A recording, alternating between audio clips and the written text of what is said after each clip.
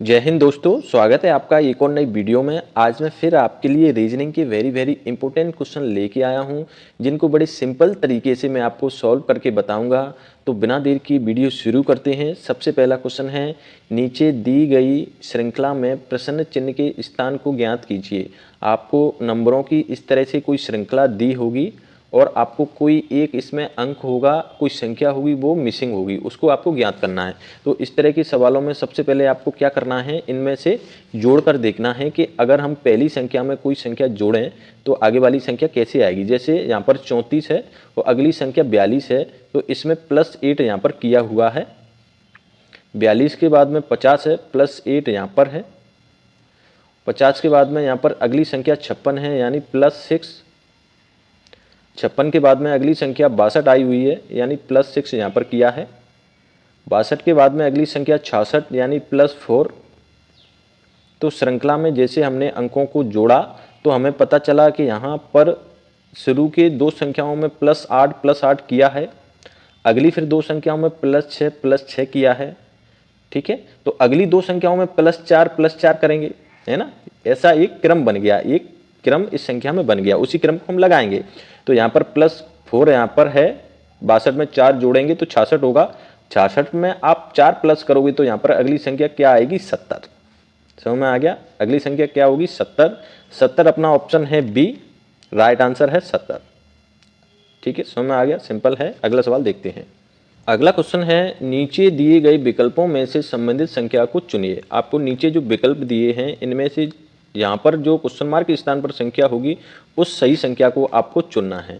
तो अपना सवाल है 29:31 समानुपात 23 क्वेश्चन मार्क, मतलब क्वेश्चन मार्क के स्थान पर क्या आएगा। तो यहाँ पर आप देखिए 29 में अगर 2 जोड़ दें तो 31 आएगा। 29 में 2 जोड़ने पर 31 आ रहा है। यहाँ पर भी इसी फॉर्मूले को लगाएं, 23 में +2 कर दें तो क्या आएगा, 25। लेकिन 25 ऑप्शन में है नहीं, तो ये फॉर्मूला नहीं लगेगा। तो एक चीज़ और हमें सवाल को देखने से पता चलती है कि 29 के बाद में अगली जो संख्या आई है वो अभाज्य संख्या है 31, है ना। तो इसमें अगर अभाज्य संख्या के फॉर्मूले को लगाओगे, जैसे 23 के बाद में अभाज्य संख्या अगली जो आएगी वो 29 आएगी। अभाज्य संख्या का मतलब होता है ऐसी संख्या जो एक और स्वयं से कटे, उसको अभाज्य संख्या बोलते हैं। जैसे यहाँ पर 23 है जो कि एक अभाज्य संख्या है, तो 23 कौन सी संख्याओं से कटेगी, 1 से कट जाएगी, मतलब 1 से इस संख्या में भाग चला जाएगा, दूसरा 23 से भी कट जाएगी। ठीक है, इसके बाद में अगर हम 25 को देखें, 27 और 29 तीन संख्या हैं, तो 25 1 से कट जाएगी, है ना, स्वयं 25 से कट जाएगी और 5 से भी कट जाएगी। ठीक है, तो 25 क्या है, अभाज्य संख्या नहीं है। अभाज्य संख्या केवल दो संख्याओं से कटती है, स्वयं से और वन से। 27 की अगर हम देखें तो 27 तो कई सारी संख्याओं से कट जाएगी, वन से कट जाएगा, 3 से कट जाएगा, 9 से कट जाएगा, 27 से कट जाएगा। 27 तो 4 संख्याओं से कटेगा, तो 27 भी एक अभाज्य संख्या नहीं है। 29 को देखें तो 29 केवल 29 से कटेगा और 1 से कटेगा, तो 29 दो संख्याओं से कटेगा, तो 29 क्या है, एक अभाज्य संख्या है। तो यहाँ पर अभाज्य संख्या ही आपको ज्ञात करनी पड़ेगी। जैसे 29 अभाज्य है, 29 के बाद में अगली अभाज्य संख्या 31 आई। इसी तरह से 23 एक अभाज्य संख्या है, तो अगली अभाज्य संख्या जो आएगी वो कौन सी आएगी, 29। ठीक है, 27 नहीं आएगी, क्यों, क्योंकि 27 तो कई सारी संख्याओं से कटती है और अभाज्य संख्या की परिभाषा होती है ऐसी संख्याएं जो दो संख्याओं से कटे, स्वयं से और वन से। ठीक है, तो अपना ऑप्शन सही होगा सी वाला, 29 आंसर। ठीक है, अगला सवाल देखते हैं। अगला सवाल है, किसी कोड भाषा में एयरपोर्ट को AIOPRRT लिखा जाता है, तो उसी भाषा में स्टेशन को किस प्रकार लिखा जाएगा। तो इसमें हम सवाल देखते हैं, जैसे एयरपोर्ट है, इसको AIOPRRT लिखा है, मतलब ए के स्थान पर इसने ए लिखा है, आई के स्थान पर अगला आई आया है, फिर आर के स्थान पर इसने ओ किया है। तो इसने यहाँ पर ना तो कोई संख्या घटाई है ना कोई संख्या इसने प्लस करी, मतलब इसमें घटाना प्लस करना नहीं है। अगला इसको देखने से हमें पता चलता है कि इसने क्या है, अक्षरों को यानी जो अल्फ़ाबेट हैं उनको इसने इस सवाल में क्रम से जमाया है। क्रम से कैसे, जैसे अल्फ़ाबेट क्रम, अल्फ़ाबेट का जो क्रम होता है वो इस तरह से होता है, ABCDEF इस तरह से होता है ना। अब मैं आपसे बोलूं कि जैसे FEACD 5 जो अल्फ़ाबेट हैं इनको आपको क्रम से जमाना है। तो क्रम का मतलब सबसे पहले नंबर पर क्या आता है, ई के बाद में फिर क्या आएगा, मतलब पहले नंबर पर आता है ए के बाद में क्या आएगा, सी के बाद में डी, फिर डी के बाद में क्या है, 5वें नंबर पर ई, फिर एफ। इस तरह से आपको क्रम से जमाना होता है। तो इसने क्या है, एयरपोर्ट के जो अल्फ़ाबेट हैं इनको क्रम से जमा दिया है। जैसे सबसे पहले नंबर पर क्या आएगा, ए, फिर क्या आता है अल्फ़ाबेट में, आई, फिर ओ, पी, फिर डबल आर, अगला टी। इस तरह से इसने क्रम से जमाया है। तो स्टेशन को भी हम क्रम से जमाएंगे। तो आप क्रम से जमाने के लिए इनकी नंबरिंग आपको पहले कर लेना है। जैसे एस का नंबर होता है 19, टी आता है आपकी 20वें नंबर पर, ए का नंबर होता है 1, टी का नंबर 20, फिर आई आता है 90 नंबर पर, ओ का नंबर होता है 15, और फिर एन का नंबर होता है 14। ठीक है, तो सबसे पहला क्या है, 1, तो 1 मतलब ए। ठीक है, 1 के बाद में कि कौन सी संख्या है बड़ी, मतलब 9, यानी आई। 9 का नंबर क्या होता है, आई। ठीक है, ए आई। उसके बाद 14 यानी एन। 14 के बाद कौन सी संख्या आती है, 15 यानी ओ। 15 के बाद क्या आता है, कौन सी संख्या है 15 के बाद में, 19। 19 का नंबर होता है एस। ठीक है, 19। फिर 2 बार 20 है, तो 20 आता है टी नंबर पर। तो अल्फ़ाबेट क्या निकल के आई, A I N O S T T. कौन सा ऑप्शन आपका सही है, सी वाला, A I O N S T T, है ना। यहाँ पर ये ऑप्शन गलत दिया हुआ है, यहाँ पर आपको ओ के स्थान पर एन कर लेना है। ठीक है, ओ के स्थान पर एन करना है और एन की जगह आपको ओ कर देना है। ठीक है, क्योंकि एन का नंबर क्या होता है 14, ओ का नंबर 15, तो इसमें ये ऑप्शन गलत दिया हुआ है, इसको आप सही करके ऑप्शन सी आपका बिल्कुल सही होगा। ठीक है, अगला सवाल देखते हैं। अगला सवाल है, एक चींटी 3 मीटर चलती है और फिर 4 मीटर ऊंचे एक वृक्ष पर चढ़ती है, अपने मूल स्थान से वह कितनी दूरी पर है। कोई एक चींटी है, वो क्या करती है, 3 मीटर चलती है। कितना चलती है, 3 मीटर। ठीक है, 3 मीटर चलने के बाद एक वृक्ष है यहाँ पर, उस पर वो क्या करती है, 4 मीटर ऊपर चढ़ जाती है, 4 मीटर। ठीक है, चढ़ती है, अपने मूल स्थान से वह कितनी दूरी पर है, यहाँ से यहाँ तक की दूरी आपको पता करना है। ठीक है, तो आपको क्या करना है, बहुत से क्या करते हैं बच्चे, 3 और 4 को जोड़ देते हैं कि 3 मीटर ये चली, 4 मीटर ये चली, तो कितना होगा, 4 और 3 7, जो कि एक रॉन्ग आंसर है। ठीक है, हमें क्या करना है, यहाँ से यहाँ तक की दूरी निकालना है, ए बी सी। तो ए सी की आपको दूरी निकालना है। तो बचपन में हमने पढ़ा है, पाइथागोरस प्रमेय पढ़ा है ना। पाइथागोरस प्रमेय मतलब इसको आधार बोलते हैं, आधार के ऊपर जो रेखा होती है इसको लंब बोलते हैं। ठीक है, और आधार से लंब के लिए अगर रेखा को मिलाते हैं सी से, इसको बोलते हैं कर्ण। क्या बोलते हैं, कर्ण। तो हमें कर्ण ज्ञात करना है, मतलब ए सी हमें ज्ञात करना है। तो कर्ण बराबर क्या होता है, कर्ण का एक फॉर्मूला होता है, कर्ण का वर्ग बराबर लंब का वर्ग प्लस आधार का वर्ग, ये फॉर्मूला होता है। ठीक है, तो कर्ण हमें ज्ञात करना है। कर्ण को हम कुछ भी मान लें, जैसे मान लो x मान लेता हूँ, तो x का वर्ग, लंब कितना दिया है 4 मीटर, 4 मीटर ऊपर चढ़ती है तो उसको लंब 4 मीटर मतलब 4 का स्क्वायर, प्लस आधार कितना है 3, तो 3 का स्क्वायर। तो x का स्क्वायर कितना होगा 16 और 3 16, 4 का वर्ग करेंगे तो 16, 3 का वर्ग करेंगे तो 9, 25 हो जाएगा। 16 और 25 को जोड़ देंगे, मतलब 16 और 9 को जोड़ देंगे कितना आ जाएगा 25, मतलब 4 का वर्ग कितना 16, 9 का वर्ग मतलब 3 का वर्ग 9, तो 16 9 को जोड़ देंगे तो 25 आ जाएगा। ठीक है, अब x के ऊपर स्क्वायर है तो इसको हटाने के लिए क्या करेंगे, इसका रूट कर देंगे। ठीक है, बराबर इधर 25 का रूट कर देंगे। ठीक है, रूट से कट गया। ठीक है, अब 25 का रूट 25 कितना आता है, तो x बराबर कितना आएगा 5। 25 का अगर इसका रूट लेंगे तो कितना आएगा 5 आएगा। तो 5 किसी ऑप्शन में दिख रहा है, हाँ ए ऑप्शन, तो अपना सही आंसर क्या होगा, ऑप्शन ए। कुछ नहीं किया, पाइथागोरस प्रमेय आपने बचपन में पढ़ी होगी क्लास 8th में, उसको लगा देना है और कर्ण हमें ज्ञात कर लेना है, सिंपल सा है। अगला सवाल देखते हैं। अगला सवाल है, नीचे दी गई श्रृंखला में प्रश्न चिन्ह के स्थान पर कौन सी संख्या आएगी। आपको इस तरह से एक श्रृंखला दी हुई है, यहाँ पर प्रश्न चिन्ह के स्थान पर कौन सी संख्या आएगी।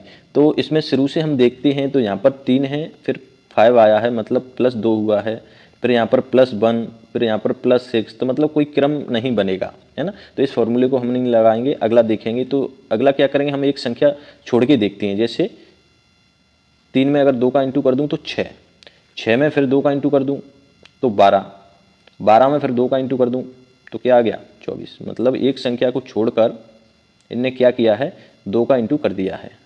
अगला देखते हैं अगली संख्या में, जैसे 5 का मैं +7 कर दूं तो 12, 12 में +7 कर देंगे तो यहाँ 19 होना चाहिए। 19 में +7 करके देखते हैं तो 26। इसका मतलब क्या होगा, +7 हो जाएगा। तो क्वेश्चन मार्क के स्थान पर कौन सी संख्या आएगी, 19। +7 7 का फॉर्मूला लगा है, ऑप्शन में 19 दिया है, ऑप्शन ए, तो अपना सही आंसर होगा ऑप्शन ए। समझ में आ गया, सिंपल है। एक संख्या छोड़कर उन्हें ऊपरी वाली, जैसे 3 है, पहली संख्या में 2 का इंटू करके एक संख्या छोड़ के 6 आ गया, 6 का 2 बार मल्टीप्लाई करके 12, 12 का 2 का मल्टीप्लाई 24। ठीक है, अगली जो संख्या जैसे 5, तो 5 में 7 जोड़ के 12, 12 में 7 जोड़ा है, मतलब एक संख्या में इनने 2 का इंटू किया है, अगली संख्या में +7, ऐसे इनने क्रम बनाया है। तो 19 इसमें आएगा, 19 राइट आंसर है, ऑप्शन ए। अगला सवाल देखते हैं। अगला सवाल है, नीचे दी गई प्रश्न का सही बेन आरेख बताइए। आपको इस तरह से सवाल दिया है, घोड़ा, बंदर, बाघ, इनमें 4 आपको बेन आरेख दिए हैं, तो इनमें आपको सही बताना है। जैसे हम पहला देखें तो पहला इन तीनों से मैच नहीं होता है। इसमें जो दिया है, मान लो जो सबसे अंदर का गोला है इसको घोड़ा मान लें, तो सभी घोड़े बंदर हैं, सभी बंदर बाघ हैं, तो ये गलत है।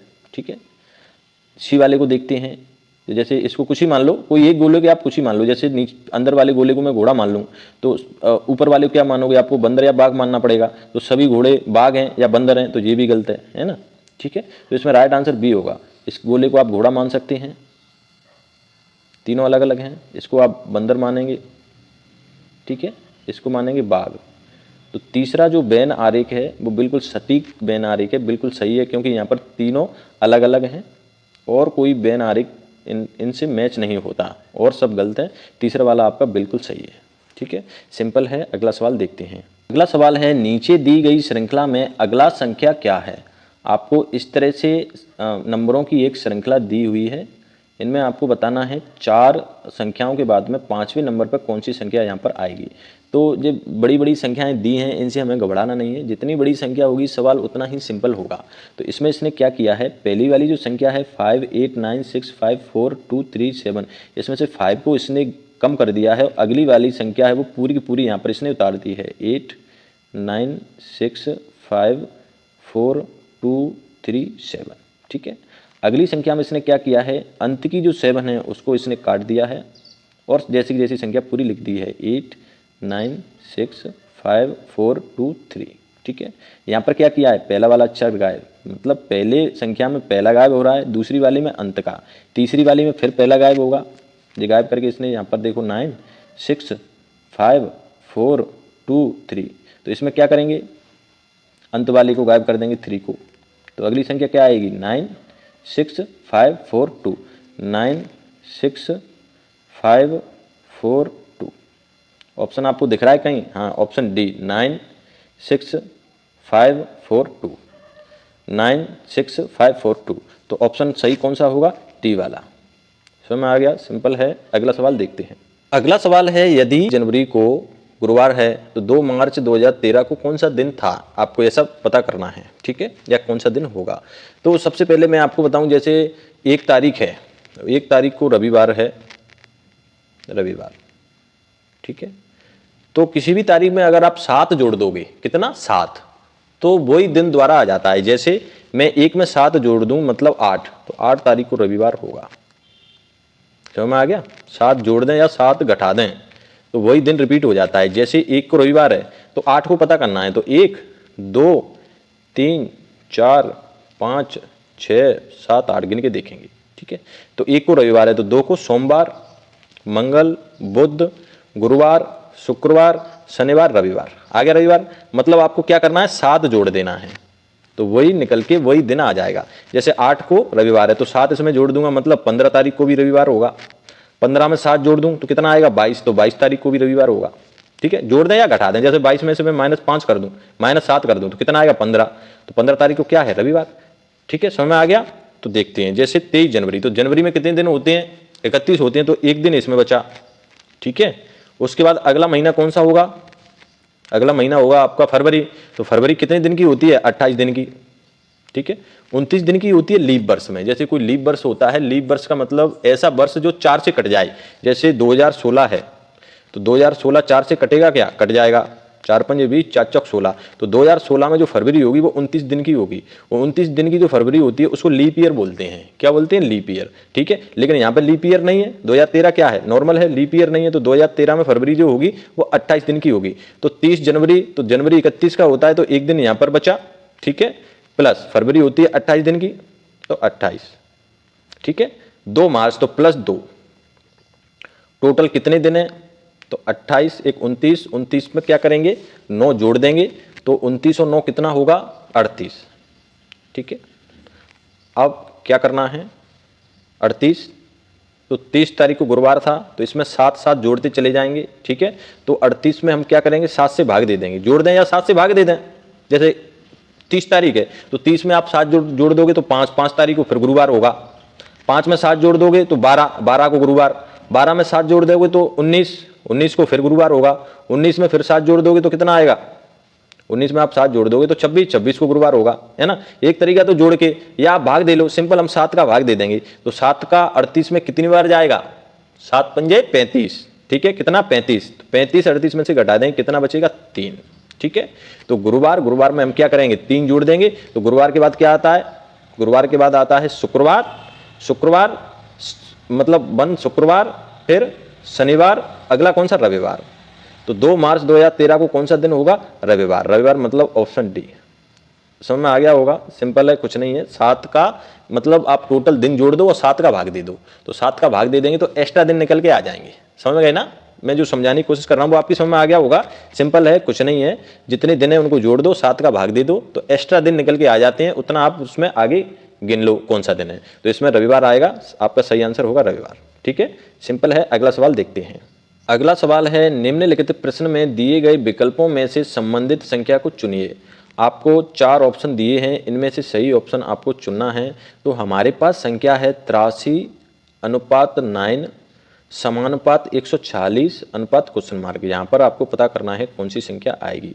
तो हमने पहला जो संख्या का जोड़ा है इसमें दूसरी संख्या 9 है, तो 9 पहली संख्या 83 है, मतलब 9 का कुछ किया होगा तब 83 आया है। मैं अगर 9 का वर्ग कर दूं, मतलब 9 का मैं वर्ग कर दूं, 9 का वर्ग कितना होगा 81 और 2 जोड़ दूं तो 83 आ गया। ठीक है, कितना आ गया 83, 9 का वर्ग कर दिया 2 जोड़ दिया तो 83 आ गया। इसी प्रकार यहाँ 140 है तो हमें पता है 144 वर्ग होता है 12 का, और 12 में 2 जोड़ दो तो मतलब 14, 12 में 2 मतलब 12 का वर्ग होता है 144, 144 में 2 जोड़ दो तो 140 हो जाएगा, मतलब यहाँ 12 होना चाहिए, क्योंकि आप 12 का वर्ग करोगे तो 144 आएगा और 144 में आप 2 जोड़ दोगे तो आ जाएगा 140। ठीक है, इसका मतलब यहाँ पर संख्या कौन सी होगी 12 होगी, क्योंकि पहले वाला जो संख्या का जोड़ा है उसमें भी तो आपने 9 का वर्ग किया है, 9 का वर्ग किया है, 9 का वर्ग 81 प्लस 2 आपने जोड़ दिया तो 83 आ गया। यहाँ पर क्या होगा 12 का वर्ग होगा 144 प्लस 2 आप जोड़ दोगे तो 140 आ जाएगा। सिंपल है, तो ऑप्शन कौन सा सही होगा, ऑप्शन ए। कौन सा ऑप्शन सही होगा, ऑप्शन ए 12, 12 का वर्ग करके 2 उसमें जोड़ देना है तो 140 आ जाएगा। सिंपल है। अगला सवाल देखते हैं। अगला सवाल है, यदि 53 72 बराबर 51 और 93 51 बराबर 54 हो तो 73 54 बराबर क्या होगा। मतलब यहाँ पर आपको संख्या बतानी है क्या होगा। तो सवाल में देखने से हमें पता चल रहा है कि यहाँ पर 5372 बड़ी संख्या है, यहाँ पर ये छोटी संख्या है ना। जैसे ये बड़ी संख्या है, ये छोटी संख्या है, तो बड़ी संख्याओं को आपस में जोड़ा या घटाया होगा, कुछ ना कुछ किया होगा तब ये संख्या निकल के आई है, तब छोटी संख्या बनी है। मतलब बड़ी संख्या में से कुछ किया होगा तभी तो छोटी संख्या आएगी। तो हम इन सभी जो अंक हैं इनको जोड़ते हैं। जैसे 5 और 3 8, 8 में 7 जोड़ देंगे 15, 15 में 2 जोड़ देंगे तो 17। कितना आएगा, इन सबको आप जोड़ दोगे तो 17 आएगा, और 17 में 3 का इंटू कर दें तो 51 आ जाएगा। मतलब इस तरीके से हमारा 51 आ गया। ठीक है, अगला देखते हैं कि 3 का इंटू करके 54 आता है क्या।